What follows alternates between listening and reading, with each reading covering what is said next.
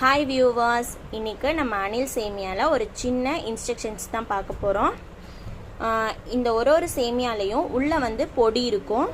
அந்த பொடியில் வந்து நம்ம ஒரு பேக்கெட் சேமியாவுக்கு அரை பேக்கெட் பொடி மட்டும்தாங்க யூஸ் பண்ணணும். ஃபுல் பேக்கெட் யூஸ் பண்ணாதீங்க, ரொம்ப புளிப்பாயிரும். அதே மாதிரி பிரியாணி சேமியாவுக்கு ரொம்ப ஸ்பைசஸ் அதிகமாகிடும். அதனால் ஒரு பேக்கெட்டுக்கு ஹாஃப் பேக்கெட் மட்டும் பொடி போடுங்க. நல்லா வெங்காயத்தை வதக்கி விட்டுட்டு எப்போவும் நீங்கள் செய்கிற ப்ராசஸ்லேயே பண்ணுங்கள். அந்த பொடியை மட்டும் ஹாஃப் பேக்கெட் போட்டுட்டு சேமியாவையும் நல்லா கிளறி விட்டுட்டு நல்லா கொதிக்க வச்சு தண்ணி ஊற்றுங்க. ஊற்றி சிம்மில் வச்சு ஒரு 2 நிமிஷம் கழித்து எடுத்திங்கன்னா நல்லா மலர்ந்து வந்துடும். பிரியாணி சேமியாவுக்கு கொஞ்சம் தக்காளி, இஞ்சி பூண்டு பேஸ்ட்டு, புதினா, கொத்தமல்லி இதெல்லாம் மட்டும் ஆட் பண்ணிக்கோங்க. வேறு எதுவுமே நம்ம காரத்துக்கு போட தேவையில்லை. இதில் இருக்கிற காரமே கரெக்டாக இருக்கும். இந்த வீடியோ உங்களுக்கு பிடிச்சிருந்தா லைக் பண்ணுங்கள், ஷேர் பண்ணுங்கள், கமெண்ட் பண்ணுங்கள். தேங்க்யூ.